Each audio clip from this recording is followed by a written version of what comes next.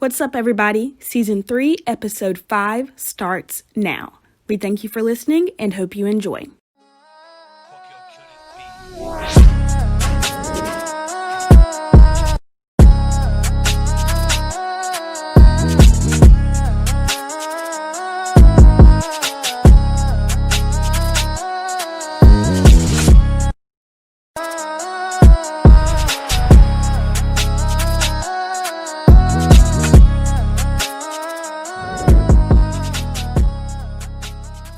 This is what I said. I said, Dabo owns Ryan Day, and Clemson does not lose to Ohio State. That was my exact words. We're going to have to go back on that. Yeah, Dabo. Yes, I am. Only reason why I asked that, because all I got to do is pull up that footage. I'm going to definitely put that footage in. Like, I told you always love to put me on blast. That's funny. You got to like slow-mo his words as he's saying it just to make sure. You don't lose Ohio State. It was tough. It was a pretty great day for me. Thank you, Michaela. Way to start off the new year for me. What's up, everybody? Welcome to Season 3, Episode 5 of SportsCasters. I'm your co-host, Michaela Evans. And today I'm here with our founder, Chris Isles Jr., our sports analyst, Sterling Harris, our host, Delia Santos, and we have two special guests today. We have Hunter Stubbs and Shontis. Did I pronounce your name right? Shontis. Lovely special guest today. Our podcast is brought to you by AG Management, Rells Revenge, Official Slim Dev Music, and Matt SportsHouse. So welcome, everybody, and we're ready to get it. So we're going to start off with the NCAA National Championship game, Alabama versus Ohio State. And very happily to say, Alabama won 52-24 with a perfect 13-0 season. They slapped their ass. This is how I'm going to say this. I pretty much knew that was – I thought Ohio State was going to put up a little bit more as far as points-wise, but that game pretty much went how I thought it was going to be. Devontae Smith was going to go off, and not only did he go off, but he went out with a bang. Like, if that's how you wanted to end your collegiate career, watch him. Just watch that entire season.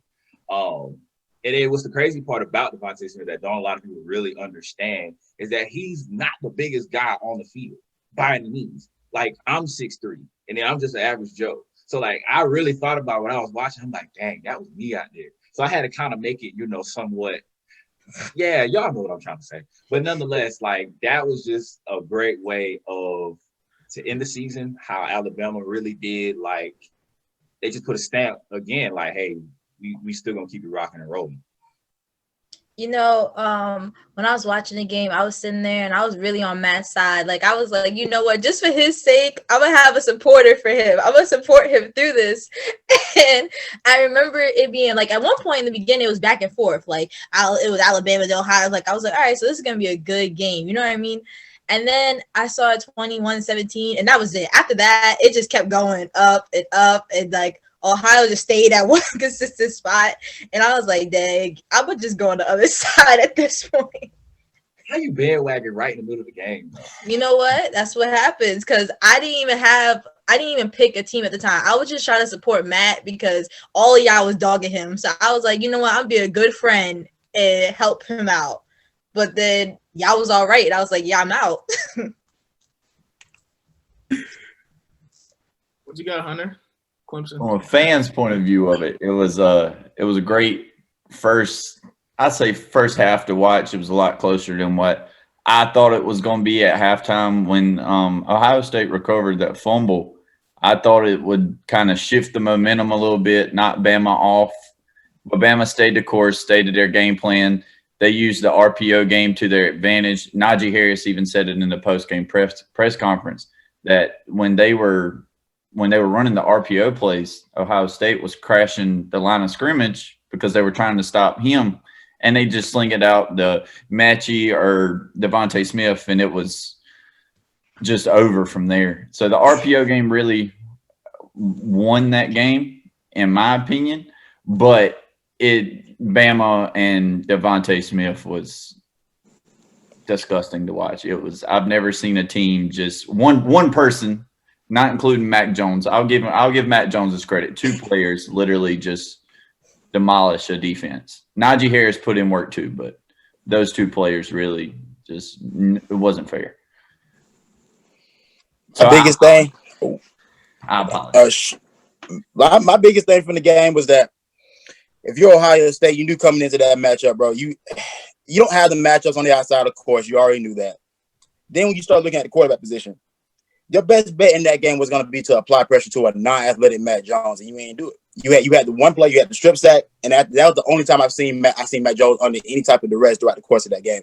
Aside from that, they were blitzing. All right, you try to blitz, he's dumping it out to Najee Harris. They're doing a lot of motion with Devontae Smith opening, freeing him up. So, a lot of credit to Steve Sarkisian for just knowing how to manipulate the defense in order to get his star players into the mix. But again, man, it's too much speed on the field too. And like Sturdy said, in pre-production, man, Jalen Waddle on one leg was still faster than most of Ohio State's defense. So it was just a bad matchup, man, all around. It's Alabama. It's like you can tell there's a gap between Bama and the rest of the crop. And I felt like going into this year, for the majority of this year, Bama was the best team in the nation. Clemson got a lot of love for the majority of the year, but Bama at the end ended up proving who they are, man. They're the best program in college sports. Might I also add before you pitch in, Mr. Hunter also did say that Clemson does not lose to Ohio State. This is what I said. I said, Dabo owns Ryan Day, and Clemson does not lose to Ohio State. I just want to throw that in there. I just found that very. It's the first time in 5 matchups we lost, so I'll give them that. Yeah, Justin Fields was headhunting that game, by the way. But go ahead, Sterling. I'm sorry. Yeah, I'm gonna just throw this out there. Devontae Smith won Offensive Player of the Year with 12 receptions and 215 yards in the first half. That's ridiculous. Also, this is just a mismatch from the jump as soon as Ohio State beat Clemson, just for the simple fact Ohio State plays 1 high and cover 3 and cover 1 a lot. Like, you literally had a linebacker trying to trail Devontae Smith up the scheme. Like, what are you thinking? It's not going to work out. And the only way this could have been competitive is if Ohio State went back in time and grabbed Chase Young, Damon Arnett, and Jeff Okudah, because that's the only way they could actually match up on the outside and have a chance in this game. It was just a mismatch from the beginning. And then also, to credit Alabama's defense, Christian Barrymore and that interior pressure was giving Fields issues. And then, the linebackers played fast and feel really well when they had to come down, when they hit Sermon to knock him out the game, first play of the game, when Master Teague thought he was about to get rolling a little bit. Bama's run defense was stout. They got on the fields just because the interior pressure was so good, not necessarily outside, but interior pressure hits a little differently for quarterbacks. It's a different field. You can't step up and get into your throwing lanes and nothing like that. And Fields had a lot of wobbly balls come out that kind of got caught. Some of them a little, but it was just a mismatch. Just Sark versus Ohio State's defense, just schematically, it was just a mismatch from the jump. It wasn't going to work. All in all, a good win for Bama, though. Honestly, I don't even like them. I really don't. No disrespect, Caleb. I don't even like them. I don't know. It might be just the fans. I've said this before. Like, y'all have the NCAA football games kind of dynasty team. Like, that's what y'all have. I give y'all respect. I think it's just the fans. Y'all kind of put like the same mantra of like Dallas Cowboy fans almost. Like, y'all just they actually win, though. You're the best. That's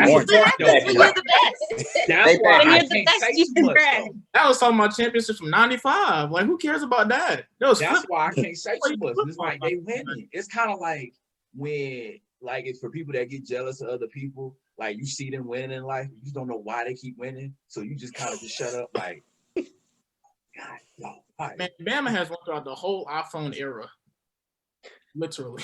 You got to give shout out to Nick Saban, not just the way he recruits and his offensive coordinators, defensive coordinators. You got to give shout out to Nick Saban. He's won. He hasn't gone 3 years without a national championship since he's been at Bama. That man had COVID twice this year. Nobody even knew. That's what happens when you sell your soul off, bro. You ain't got to worry about that. Ain't no human disease gonna touch you when you saving, bro. No. But I think Alabama is showed and proved this year that you can talk about Trevor Lawrence, you can talk about Justin Fields, you can have the top draft picks all you want to. We're walking away with the trophy and 90% of the trophies when it comes to awards. So have them. We don't care. You can get picked 1, 2, 3, 4, 5. We just want the trophies. Look, man, it look like a lot. All the credit goes to Saban, man. You talk about a guy that's had to deal with losing coordinators each and every year, cycling through those guys, and not a lot of teams can recover from losing their top coordinators. Like when your offensive coordinator that he has at Bama is usually the next guy up for any big head coaching job coming up, whether it possibly be an NFL gig or a college gig, and you still just replace them and just keep it moving on schedule. Got to give credit to that program that he's built, bro. It's been all off. It's been all off of his mindset and his mentality, and you can't do nothing but respect it. All right. Well, congratulations again to Alabama for winning the NCAA championship, and we're gonna move on to the NFL. So, Houston Texans QB Deshaun Watson, he is not happy there, as he's been saying. He's been leading the NFL with passing yardage. And it seems as though he may not be going back to Houston. So there are some predictions of where he might go. So I want to hear what y'all think is where he might go and where's his best place to go. You know what? I'm going to give this one to Sterling because I think Sterling might have a different opinion than everybody else. Okay, cool. Deshaun Watson, Los Angeles Rams, Super Bowl. The end.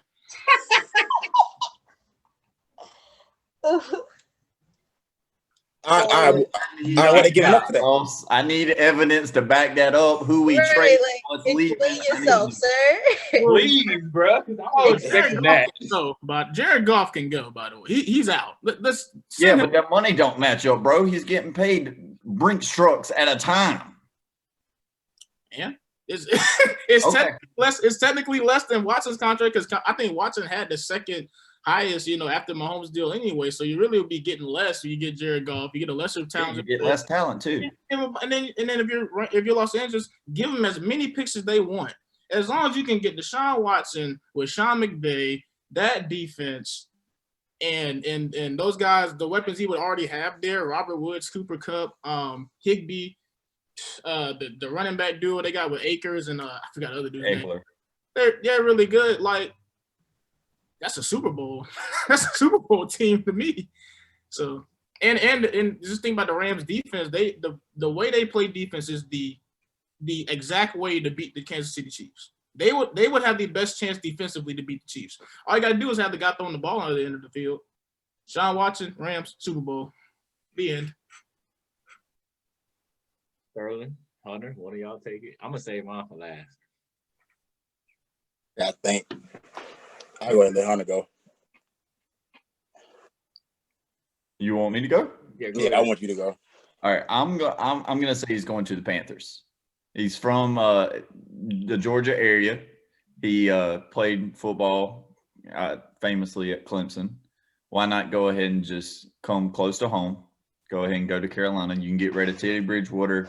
You can probably get rid of maybe a player or two on defense. But just like Sterling said, Sterling was talking about the Rams and their defense. Can we talk about Carolina and their young defense that Deshaun would have on the other side? He'd have Brett Burns. He'd have Jeremy Chinn. And then on offense, he had Christian McCaffrey. He had DJ Moore. He had Robbie Anderson. And all of those guys, aside from Christian McCaffrey, had 1,000 yards this year with Teddy Bridgewater and PJ. What's his name, Chris? Walker. There you go. But that's just my opinion. I think it fits him. Matt Rule is a college coach. He also has Joe Brady, who is a college coach. They can run a RPO, read option, sling it deep, kind of like I would say a version of what Kansas City does, but obviously not what the Chiefs do because he's not Patrick Mahomes. But there's a way to really do that in Carolina. I feel like you have the speed with Robbie Anderson and DJ Moore. Then you have a powerful running back, which is one thing that the Chiefs are missing. And you'd have Christian McCaffrey. And I think that offense would really benefit him and he could really show his skills. And then not just that, the reason why I really do say the Panthers, the one thing that I feel like the Texans need is first-round picks. Carolina has those to give and has a quarterback to give them that has NFL experience. Yes, Deshaun's price range is a little bit more, but you could also give them a top pick and they could get Justin Fields or a quarterback of their choosing, Trey Lance, if they decided not to go with Teddy Bridgewater. So that's why I say the Panthers. So, Okay. Go ahead, Shontis. Go ahead. All right. Well, shoot. I was gonna go with the 49ers because I mean, to Hunter's point, they're gonna be looking for a quarterback back in that deal. I'll take Jimmy Garoppolo before I take Teddy Bridgewater, and they'll get the number 12 overall pick. You can work that into. I mean, for San Francisco, you don't really have a number one. At least that I can think of. I could be mistaken, but you don't have a number one receiver right there right now.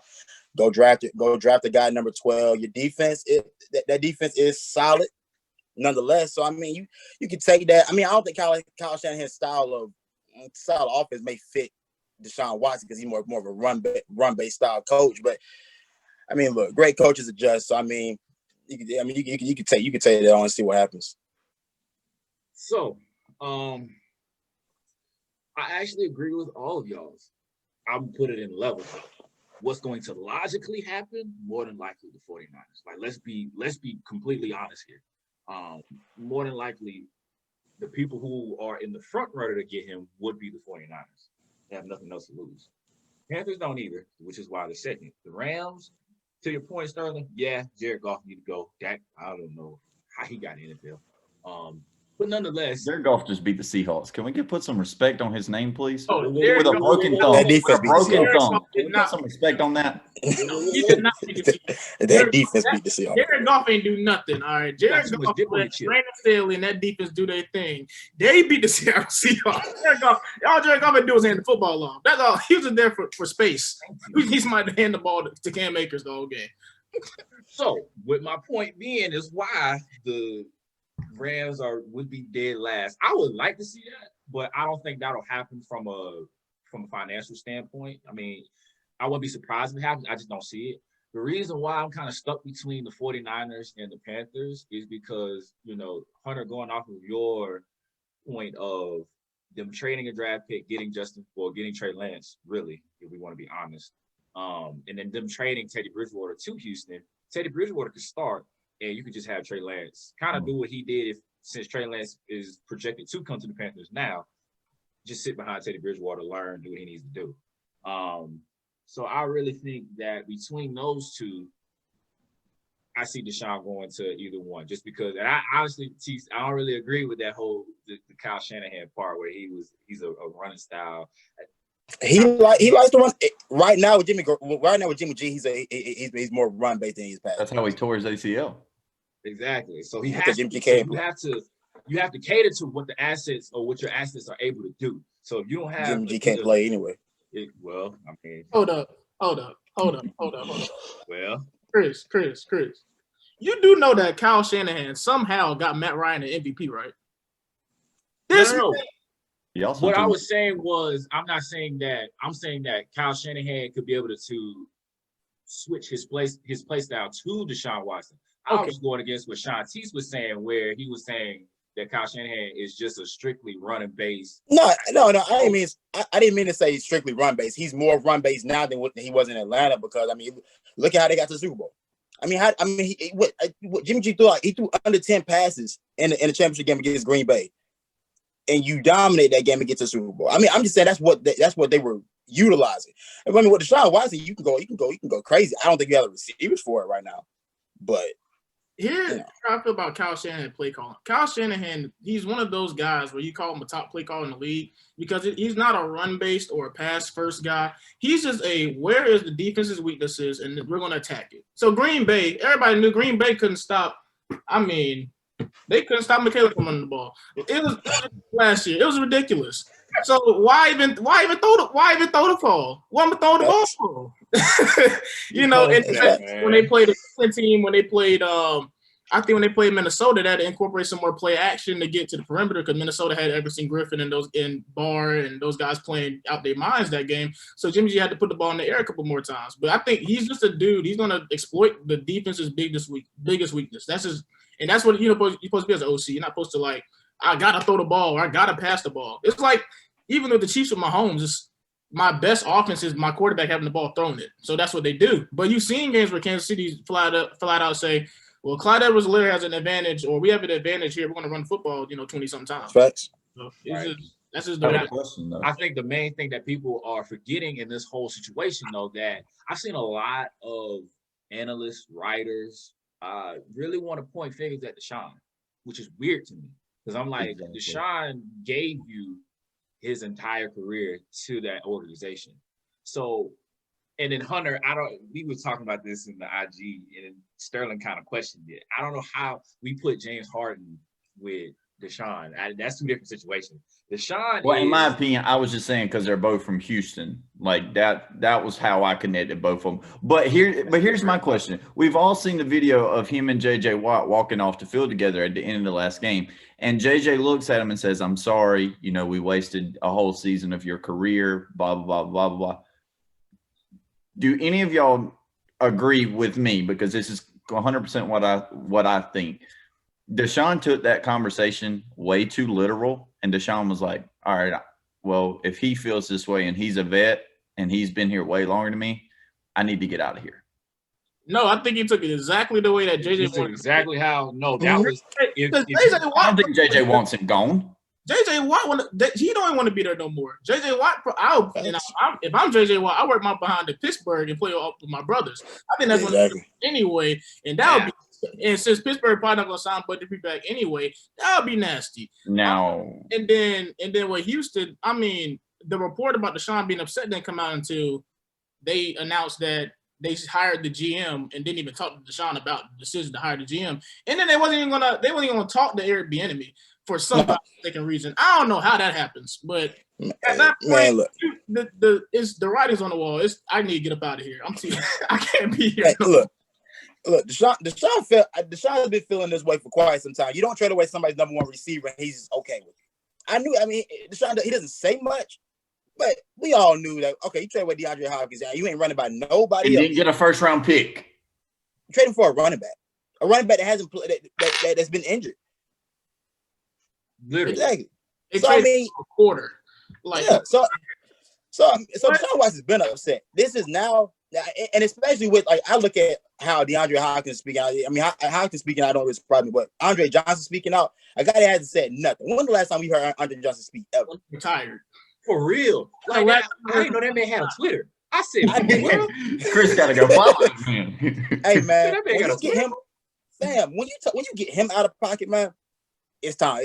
It's fire. It's fire over there, man. It's something burning up, bro. You gotta go ahead and get up out of there. And then the point that Hunter brought up, where kind of like when him and JJ Watt were having that convo, for all my Christian folk out there, when God sends you a message, you listen. And for Deshaun, that was his message. Like, okay, I need to get up out of here because this ain't.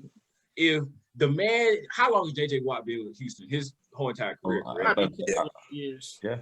So if you have somebody who is, vet is an understatement when it comes to JJ Watt. If you have somebody like that in your ear saying, look, man, I apologize how this season went. I'm sorry. That person is saying, look, I may not be able to go nowhere because I'm pretty much stuck here. But, dog, I need you to get your bread and leave. How does that song go? Yeah. You need to go. This man threw for the most passing yards in the league after losing DeAndre Hopkins. Who was he throwing the ball to? Like, who?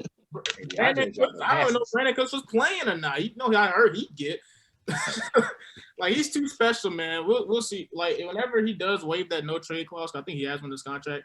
Once that is officially waived, then we can really start to figure out, where he can go. And I'm surprised nobody brought up, Houston just getting their draft pick back from Miami and just doing it that way. Saying, all right, so then Houston can really draft the quarterback they might want at 3. You just trade Deshaun Watson back for the draft pick and Tua maybe, and then just do what you want to do with Tua. You wouldn't need a quarterback if you had Tua. You'd get Jalen Waddle or Devontae Smith and call it a day.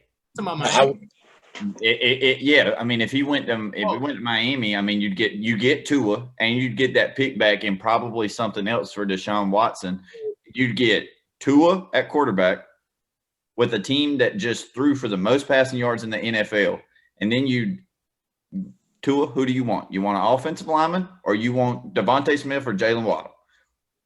90% of the time, he's probably going to pick Devontae Smith. I was just surprised nobody brought up Miami. I was like, nobody gonna bring up Miami because that can make sense if Houston believes that Tua is the quarterback that they want. I was about to say I didn't think Houston would believe in Tua being the guy. Like, I mean, if They don't believe in themselves of Deshaun Watson being the guy. So why would they think Tua is? Another thing I was thinking about or having this conversation, the quarterback position with the Texans has been a rotating door for years. We talked about when we talked about the best receiver in the league, we talked about DeAndre Hopkins and all the different quarterbacks that he's caught a pass from over the years. Bro, D-Hop hasn't been in the league long. He hadn't even been in the league 10 years, and he's caught the ball from like what was it, like 12 different quarterbacks or 12 different people? Like it was crazy to think about. It's a rotating door over there in Houston, and I don't think it's going to stop anytime soon until they find consistency in the front office, in the head coaching position, and thank God Bill O'Brien's gone. I don't know. I used to think it was Bill O'Brien, but I think it's just the owner at this point. Bill O'Brien wasn't there for this last issue they had. That's on the owner. And who Andre Johnson said, Jack Esterby, he name dropped. He name dropped for a reason. So that's it. I didn't know he had a Twitter.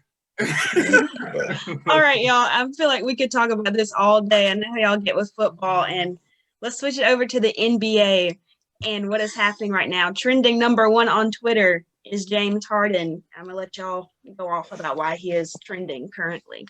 What Stephen A. said, he said, I forgot what he said earlier this morning, but it was about Kyrie. What the hell just happened? What just happened? Like this man, y'all. Okay. Before we shot this, we was gonna talk about James Harden, where he gonna go, maybe like, okay, what's going on in Houston? Well, that pretty much just put a little dent in our topic. So I'm gonna just kind of break it down like this. A lot of people saying in terms of him going to the Nets, what that looks like as far as here on out. I'm gonna say it like this. I personally think the Nets got a little bit worse. Reason why I say that is because Hunter and I, pre-production, we're talking about it. Now, you really got to share the ball. Like, there is no ifs, ands, and buts. Like, nobody can be the number one scorer on that team. Y'all got to learn how to share the ball now in order to get to a chip. I'm not even going to say the playoffs because, they're going to get to the playoffs to get to a chip. But let's talk about the Rockets. They just elevated their whole entire squad tremendously. It's kind of like, I've kind of made this statement where Houston and the Nets are kind of like in a bad relationship. Like Harden and Kyrie are like the boyfriend or girlfriend that's trying to get out, but they don't want to actually end the relationship. So they do everything possible to make the other person break up with them. That's kind of what they're doing right now and ended up doing. I think Kyrie, I don't know what he has going on. So I'm gonna kind of just leave that one for a later topic, but I'll let y'all kind of just give your spiel on what James Harden is about. There's not enough shots in Brooklyn for James Harden. Somebody's got to go, and it ain't going to be KD. Let me read you something right quick. I looked this up in pre-production today. Kyrie in Cleveland was supposed to play 492 games. He played 111. With the Boston Celtics, he was supposed to play 164 games. He played 37. He was supposed to play all of last season with the Brooklyn Nets. He played maybe 20, 30 games and sat out for the bubble when he came back and he was healthy. He's out again now for personal reasons. You tell me a man that hasn't even played 25% of his games in his career is going to make a difference on that team? Ball handling and shooting, yes, he's a great player. Don't get me wrong. But that's the thing I can't stand about Kyrie. He does not realize his skill set. He uses his mind. He can't get out of his own head. First, the earth was flat. Then he thought he was, the greatest college basketball player ever because he played 11 games at Duke and got drafted number 1 overall. Then LeBron came. And then he goes on KD's podcast this summer during the bubble when he wasn't playing and LeBron was in the bubble winning championships, saying he finally had somebody else on his team he could trust to take the last shot. We saw, 2 weeks ago, Kyrie shoot the last shot, miss it. KD got the rebound and missed it. Something's got to give with the Brooklyn Nets. There's not enough shots for James Harden. I like the trade. I love seeing a big three. But why do you need a big three in the East? The East is terrible. You could run through the East with Kyrie and KD. It's a waste of money. There's not enough shots. And you gave up key bench players to get James Harden. So, Hunter, I'm gonna say this for the other two guys pitching in. You said that the East was trash. You said that KD and Kyrie can pretty much go through the East. You would think, because big names, they could. With the bench that they had, yes. Not now. With the names that are left on the roster, no. No. Even when they had the players that they had before the trade, the Hornets right now sit at 6. The Nets sit at 7. Yes, and look who's been out majority of the season. Kyrie. I will say this, and because I'm a Hornets fan, we did play them when both Kyrie and KD were on the floor, and KD did get dunked on. I just want to put that in there. Go ahead. He did. Oh God. Well, the thing is, Hunter, I'm gonna go ahead and say this one. The thing is, they're not playing for the Eastern Conference. They're playing to beat the Los Angeles Lakers. And the thing, they're not going to. Well, they wasn't going to with the current roster they had anyway. So if you feel like the current roster you have, we can't defend still. We can't defend anything. Then the only thing you can kind of do is go kind of what Houston tried to do, reverse like on Golden State. Is we're going to just have to score more points to you. This is where I think the Brooklyn Nets are trying to hit, because clearly they do not care about defense at all. They're just going to say we're going to have the 3 best scorers that we could possibly put together, put them with Mike D'Antoni and Steve Nash, and say, y'all guys are offensive masterminds. Figure out a way for us to put up 130 a game and force the Lakers to keep up with you.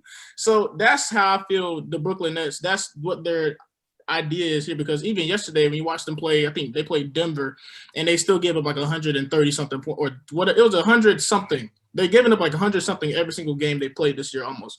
So clearly I don't think there's a thing about, beating anybody in the East. I think they could have beat anybody in the East with the roster they had currently yesterday. But it is about beating the Los Angeles Lakers. They know if they're going to win a championship, they have to beat the Los Angeles Lakers. We can't defend nobody with this roster, and we don't want to give up nobody just to get a defender or a rim protector on our team. They might as well just go ahead and get somebody that we think we can score 140 with, maybe on a great day, or even a bad day with Harden. And with the whole, there's not enough shots thing. The other thing I think about with Harden in this, with Kyrie and KD, is he might be insurance for Kyrie. We don't know if Kyrie wants to even play right now. So what you do, go get James Harden now. He, despite anything Harden's done this year, Harden, when he wants to play somewhere, he will get his behind in shape. He can be out of shape and still drop 50. He'll get his behind in shape, and he will play basketball for you. We know he's going to show up to play basketball. So this could be Kyrie insurance, if Kyrie goes off the grid again or whatever he's going to do. All right, just replace him. That's going to put 30 or not. That's what he's doing. That's personal. He might have fell off the earth, with his ideology. So he might have fell off. But now you just replace him with a dude that can put up 30 and 10 in his sleep. I mean, do you lose anything at that point? You can sign a couple free agents that you want to, veterans or whatever. So it could be Kyrie insurance. And I think it's just the idea that, all right, we can't defend nobody. Let's just outscore everybody. Let's just do that. That's our shot. If you can't play defense, how you gonna stop the Lakers out west? How you gonna stop AD scoring 30? Who's scoring 30? Caruso scoring 30. No. Or Schroeder from going off and getting a triple double because he can do it when he absolutely wants to. Caruso dropping 30 because it's the regular season. Caruso is not going to drop no 30 in the playoffs. The way the game plan is set up in the playoffs. He's not going to be out there enough to score 30 points. Let's be honest. I'm just saying, if you can't play defense against their starters, your bench is not going to match up against their bench. Man, like Sterling said, bro, I don't personally believe Kyrie's going to even finish the season as a Brooklyn Net at this point. I just don't believe Kyrie loves basketball. He doesn't want to play basketball, bro. The guy, he really doesn't. I look at, bro, Kyrie is so conflicted with what he wants to be, bro. Like, I don't think he wants to be an athlete. I don't think him being an athlete is really what he really wants to do. I think he wants to do all these other things, and I think his mind is wired to just be different. Bro, he's like you know how we call him an artist. He acts like one. He's a very emotional guy. He's the Kanye of basketball. Yeah, he is. He'll pop out and say whatever he's got. He'll pop out and say the wildest statements. Go back to being a recluse. He just doesn't seem to work well within a group. He hasn't worked well in Cleveland. He hasn't worked well in Boston. And he doesn't seem to be working well. I mean, I just saw a report that just came out before we started recording, was that him and KD have been distant. And this is the guy you want to go to Brooklyn with. This is the guy you clamored that you wanted to be there with, and you and him are feeling distant now. Say didn't like the Steve Nash hire. I'm like, bro, he seems to be a problem everywhere. Brooklyn went out and got this done because they knew that chances are Kyrie's not going to be available. And the best ability, like Stephen A. says, the best ability is availability. And Kyrie just hasn't been that for his entire career. He usually hasn't been available. So go ahead, get your insurance now. Figure it out later. Like Sterling said, man, look, we can't defend him. Let's outscore him. Stephen A. also said, on his show earlier today, he also said Kyrie should go ahead and retire. And I was thinking that slightly for James Harden when he said that, but I was like, no, because James Harden actually wants to play basketball. There's a difference. And I think personally, James Harden finally got what he wanted. I think this was, I forgot who said this. I think this was a slap in the face to Coach Silas, though, because it's like, look, I just got this job and you already won out. I think this was a slap in the face to the rest of the Houston organization. Because of the fact of what he said, what was that, last night or the night before last? And he was like, we're not good. And I'm like, hold on, big dog. You got John Wall, Boogie Cousins, Christian Wood, PJ Tucker, and Eric Gordon. I'm like, hold on. Is it they're not good, or you just don't know how to be a good teammate? Like Mama always said, you got to learn how to play with others. So you can't be selfish. So, I mean, I feel like personally, this whole time, it's really coming down to it was never the other pieces. It was never Westbrook. It was never Chris Paul. It was never Dwight Howard. It was him. And the late, great Kobe even said, you can't win chips like how you playing, dog. It's box office. Like, I almost bought a ticket to go out to Houston and watch him play. Look, guess what time called for desperate measures. Nonetheless, I personally feel like that's fine in the regular season. But when it comes down to, let's be honest, when it comes down to facing the Lakers in the championship, you are not going to beat them and hold up the trophy with 44 points just yourself. No, that's not how that's going. Man, this is one of the few times though where I actually feel for the organization. Because usually when players force their way out, I'm all for the player mobility and players having the power to get things done how they want it done. Houston tried to do everything in their power to get that team to a championship. They went all out on small ball to try to get the team to a championship. They gave James every piece that he could possibly want to try to get him to a championship. I do feel for Houston somewhat in this situation. But I mean, again, for them, I think Houston's a great organization. I think they'll rebuild. They'll retool. Not necessarily rebuild. They'll retool and they'll find a way in the playoffs again. I mean, let's talk about the picks that they just picked up. They just picked up Karis LeVert now with the Pacers. But they just picked up like all these draft picks. And who else did they pick up? I didn't even get a chance to really look at it. I think Oladipo's going to Houston. Oladipo's going to Houston. So let's look at that lineup because Hunter and I talked about this pre-production as well. You got John Wall at the point. You got Oladipo at the 2. More than likely got Eric Gordon at the 3. Christian Wood at the 4. And you got Boogie Cousins at the 5. With Jared Allen coming off the bench as your other rebounder and rim protector. Look, if that didn't elevate the team, I don't know what did. I mean, like I said, they're building a nice group. They'll be able to compete, man.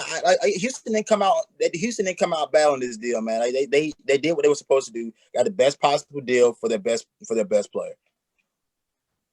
I think that Brooklyn's gonna have a tough time trying to learn this new offense with the 3 superstars. I understand Steve Nash and Mike D'Antoni. You know, Mike D'Antoni especially, he had a hard time with Westbrook and Harden on the same team. So then they tried to go small ball so that way it would benefit them shooting 90 times a game. But, I mean, it is what it is at the end of the day. The deal's done. The deal's over with. Now we just have to sit back and be like Stephen A. at the end of the day and go, all right, Kyrie, ball's in your court. You going to play or are you not? And if you make it as a net through the rest of the season, you might not be there next year. Well, hold up. But I would not be surprised if he does not make it as a net through the end of the week. They are very upset. I don't know. Like, well, Chris, so actually Dante Exum is with Houston. They actually end up sending Jared Allen to Cleveland with when they did that whole 3-team, 4-team swap, whatever it was. Okay. Yeah. So so he's in Cleveland. It's a lot that happened. But that's what I was saying earlier, like Hunter, to your point about, you don't know about Kyrie. I think the part of the James Harden trade that may be overlooked is that he might be Kyrie Irving insurance. If you want to equal out what Kyrie would do on the basketball court in terms of like just flat out numbers, James Harden can simulate that for you. He can give you 30 and 11 a day. So, and then you just have to fill in pieces as you go, kind of the way the Lakers did last year. Like the Lakers, when we looked at their roster last year, it was like, I don't know, somebody this Laker roster, they might not be able to score enough. So they end up, this got and filled out defensive pieces. Maybe this Brooklyn roster is going all in on just scoring.